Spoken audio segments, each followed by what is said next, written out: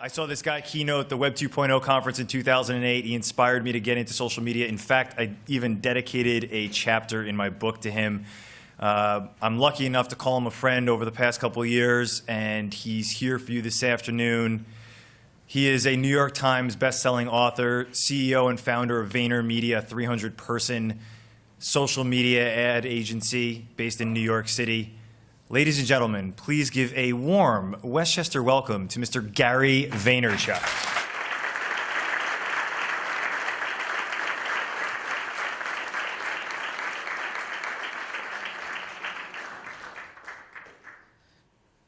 $400 people.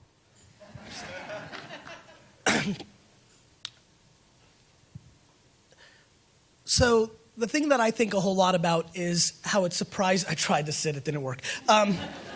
The thing that surprises me quite a bit is I truly believe that businesses and people, when they think about business, and when I think about social media or technology or digital, given the context of this conference, this is under the scope of how it affects business. There's a lot of interesting social and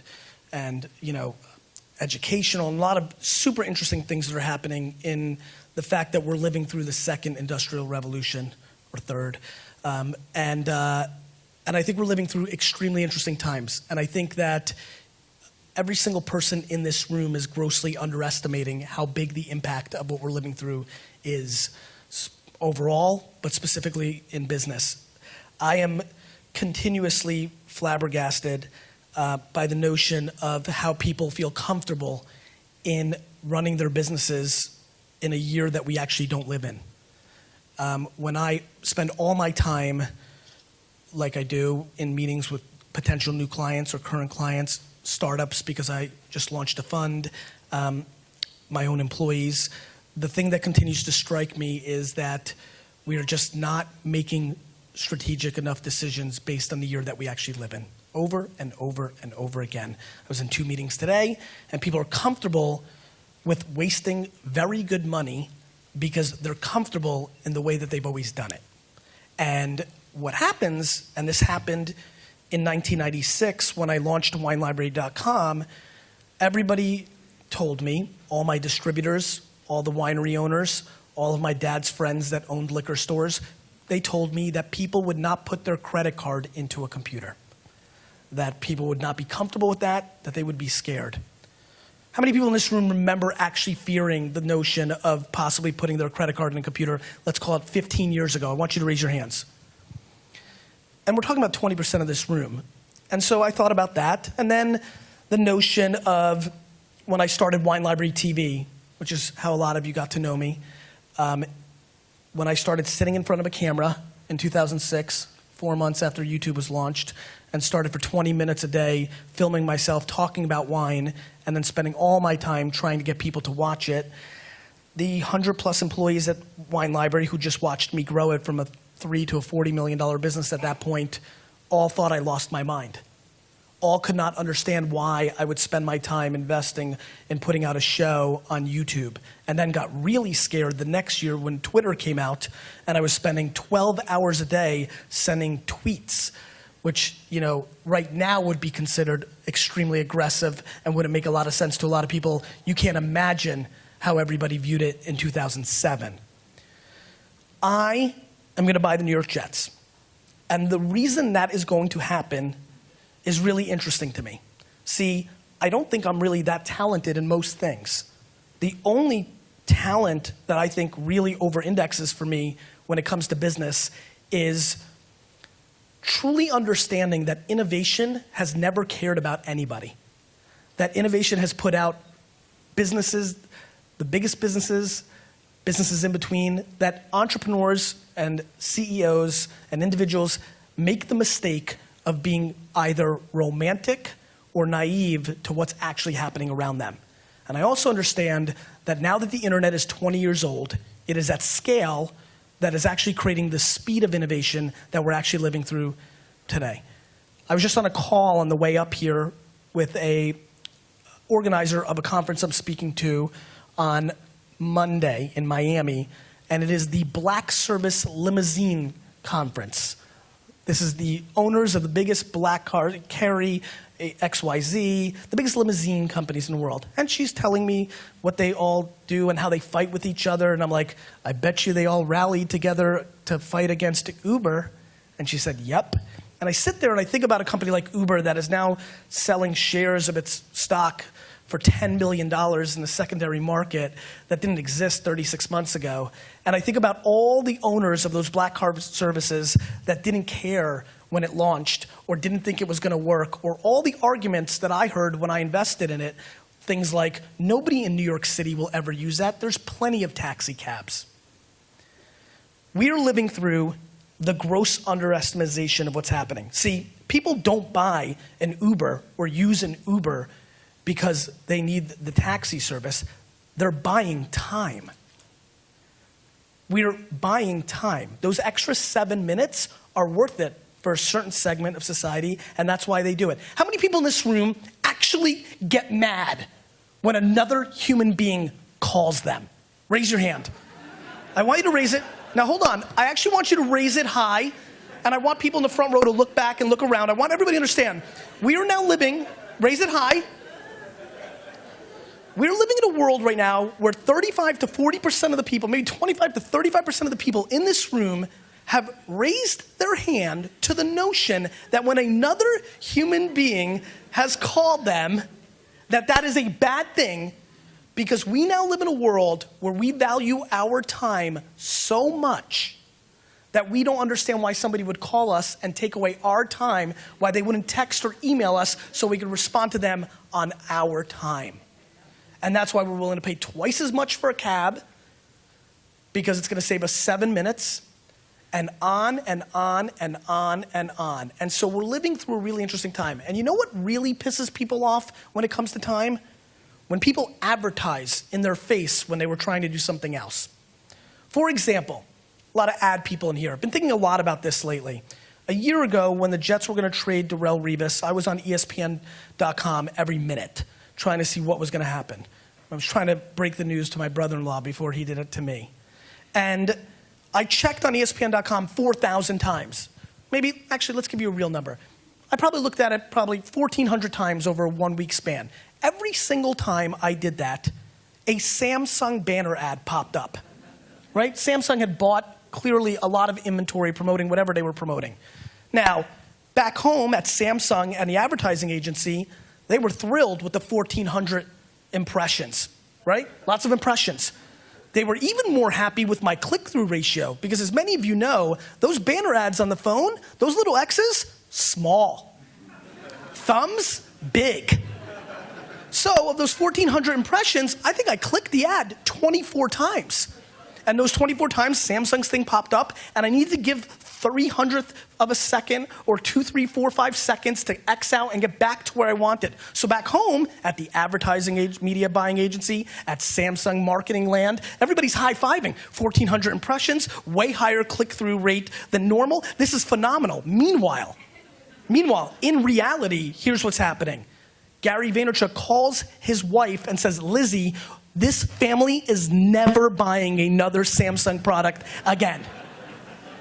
And then I tweet to my 1 million followers, which 3,000 people see because there's plenty of noise, and I tell them how much I hate Samsung. And then I, for an entire year and a half now, have been going on tour telling anybody I can how much I hate it. And right now I'm trying to influence your decision-making around Samsung. So the data shows real good stuff, but in reality, it didn't work. We live in a world where for the last 70 years in marketing and advertising, we've tried to play, and we play a game of width. We play a game of width. We live in a world now where technology allows us, if we choose to play in a game of depth. And if you choose to and you know what you're doing, at scale. And so what I'm really curious about is, how do people not see what's going on? And the answer is, it's not that they don't see what's going on.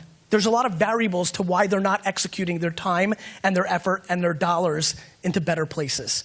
Sometimes politics, sometimes the fact that their organization doesn't know how to quantify the ROI so that it can be sold up the ladders to become acceptable so you can keep your job or get your raise or be recognized or feel safe or whatever it may be. Sometimes you don't have the time or resources because you're an individual entrepreneur and you can't just do all those things right. But whether you're in a political machine of a corporate Fortune 500 company where you can't quantify the ROI of Instagram based on this thing got 47 hearts, and then somebody's like, who gives a shit? How much do we sell? Or because you're an individual entrepreneur and you don't have the money to create the images for each platform properly and do it the right way, no matter what the case is, it still doesn't change the fact that the world is moving and shit is happening. And so no matter what your excuse or issue at hand is, it does not change the reality of what the marketplace is doing. And right now the marketplace is moving. And the number one thing that attaches every person in this room, me, the last group that was up here, everybody in this room, whether you're B2B, B2C, whether you're here to organize, no matter what you are, student, no matter what you are, no matter what you do, your number one goal when it comes to the context of selling, whether that's selling because you want a donation for your charity, whether that's selling because you want to influence your students, when you're selling, which we are all doing 24 hours a day, when you're storytelling, if you want to make yourself feel better, when you're selling, when you're storytelling, before you can tell me what you got, before you can tell me why you've got such a good agency, or why to watch that show, because it's a good show, or to buy my wine, or why your sneakers are so awesome, before you tell me, you need my attention. The one thing that binds everybody in this room is we're battling for attention. And I've got really bad news. It's hard to get somebody's attention because there's technology on their side, like a DVR, or there's just a supply and demand issue, isn't there? The amount of content that is now being produced by us is at such scale, and bad news, everybody, we don't have more than 24 hours a day. And that's why, with the combination of what technology has done, because guess what? When I missed the Wonder Years in 1989, that episode, because there was a family parent-teacher conference and my dad works all day, so he wasn't there and I had to go with my mom, and I missed that episode, guess what happened? I missed it. I had a hope that summer on reruns, I might catch it. That day is over. And so we now live in a world where we expect things to be on our time, and the reason we're using these technologies is we need the time. Because we live in a 24/7, 365 world that is so intense. I mean, do you remember 15 years ago when we liked email? We liked it. We would read every word. How do you feel about email now? Exactly. Supply and demand issues are at hand. And so we have lived in a world where we have interrupted people to tell them our value. They wanted to read the magazine. They're reading the article. When they turn the page, they didn't want to see that full page ad for that SaaS product or that boat or that car. They didn't want to see that. That was a prerequisite. That's something we've accepted for the last 70 years, that when I turn on the television, I want to watch Happy Days, I'm going to be stopped from watching what I want so somebody can sell me something and then I return. But the problem is, as our attention shifts to a more and more digital world, and you start looking at the behavior of every end user, which is we will use every piece of technology to our advantage and every hack to make sure we do not consume something we don't want, AKA every 14-year-old in America, when they go to YouTube, open up 15 browsers and let the ads run and then come back and actually watch what they want to watch. Meanwhile, we're super pumped with all our fucking impressions on the pre-roll. We are not discussing the issue at hand. When I had 100,000 followers on Twitter, I got a lot more conversion than with my million today because there's a lot more noise on Twitter today than there was in 2008.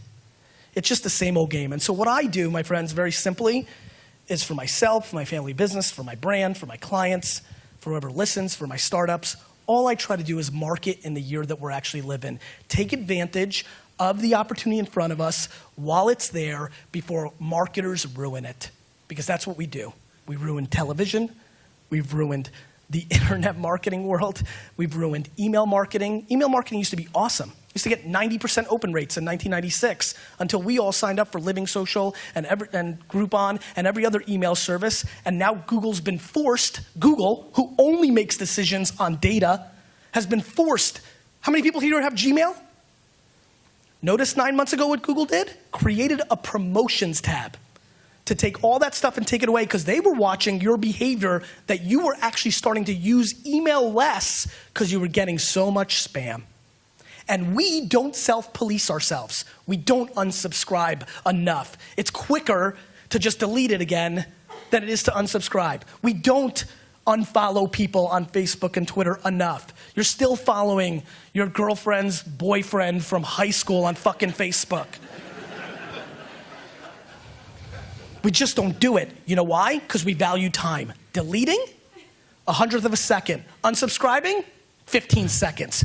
We go with time.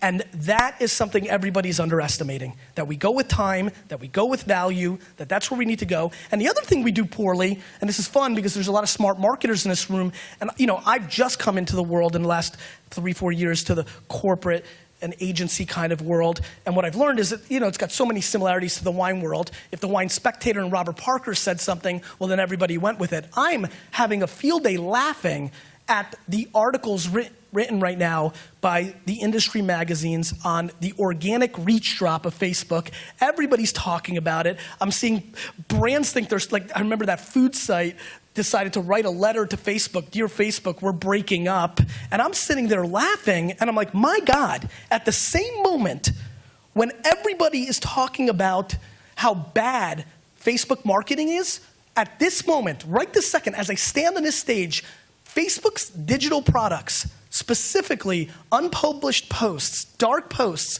are probably the best marketing tool that I've seen since Google AdWords in the early 2000s. The highest, that for the first time since I've been in the game,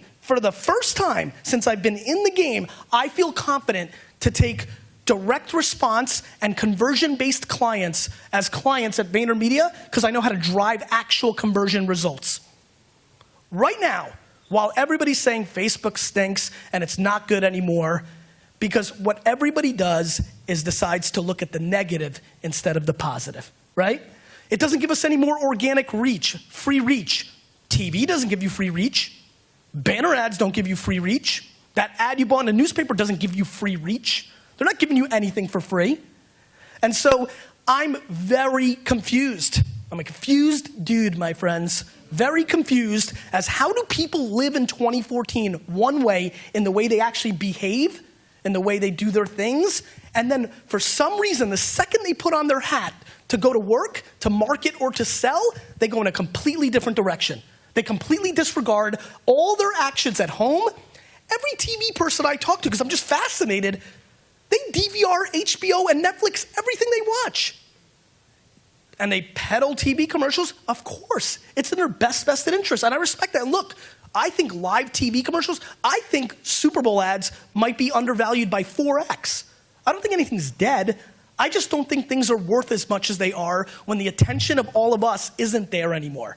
How can a billboard be worth the same price today that it was 5 years ago in a world where every person here, when they leave this conference, when they go in their car, if they're a passenger, is looking at their phone the entire time until they get to wherever they're getting, and they're not seeing that billboard. And as a matter of fact, not only the passenger, my friends, the drivers, it's scary out there. I actually have reverted back to driving with two hands because I'm so scared of you jerk-offs. Because every time I look to see how many people are looking at billboards, what I'm really realizing is, forget about billboards, nobody's looking at the fucking road.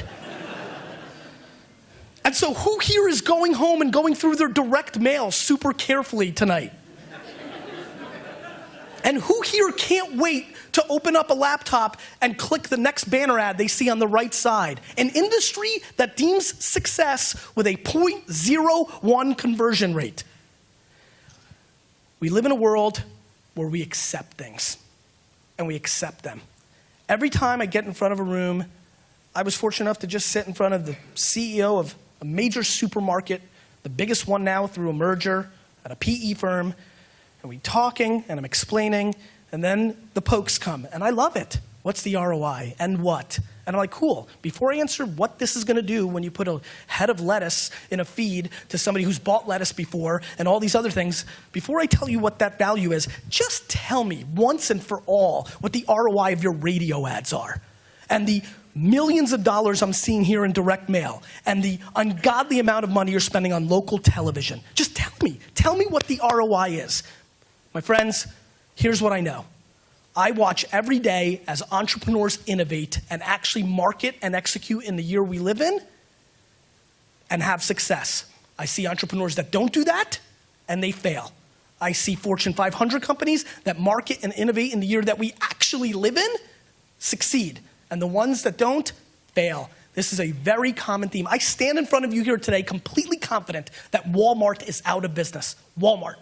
Because they allowed Amazon to out-innovate them in the future of what retail is going to be.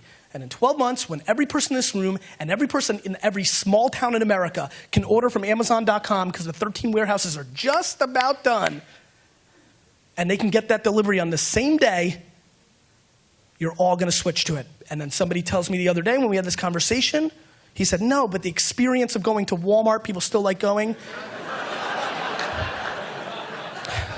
And this is somebody who has vested interest in that being the case.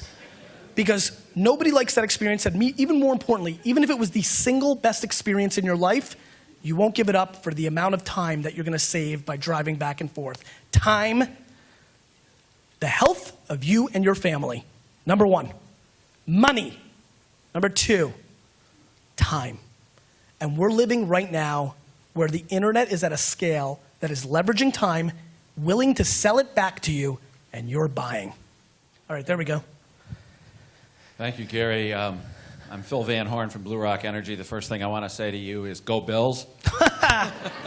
Are you happy about your, are you happy with your Sammy Watkins? I think he's going to be a great receiver. Me too. I was devastated. You've talked about Amazon displacing Walmart, and Walmart had displaced the others with their innovation of just-in-time delivery. What's going to blow Amazon away? My gut is, and this is going to take, look, first Amazon's got to put Walmart out of business. That's going to take a decade to really materialize. But after that, my intuition, and this is where I'm not as good. I like seeing something, using it, and then making my, the reason a lot of people are like, man, your predictions are right. I'm like, because they already happened. Right? What I'm good at is seeing something happen, use it fast, and then talk about it because I believe, right? I didn't predict that Vine was going to do well. I saw that Vine was doing well. I spent a lot of time learning it, and then I talked about it.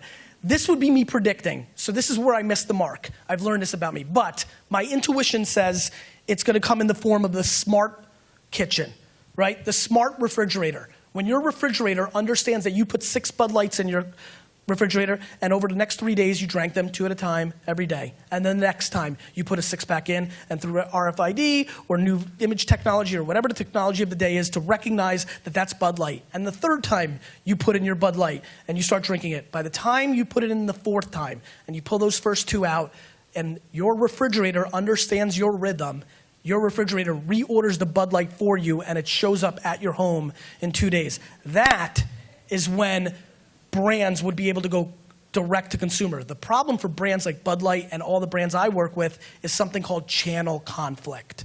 When they try to do those things, the Walmarts and the Costcos of the world are going to say, And so what you're going to see, and what I'm banking on for my career over the next 40 years, is the emergence of direct-to-consumer brands that are going to be able to take advantage of the reality of technology, but not be held down by the channel conflict of the scale that they're at, and be able to grow into big businesses that go direct-to-consumer. And that's how I see it. I got to get out of here. Thank you so much.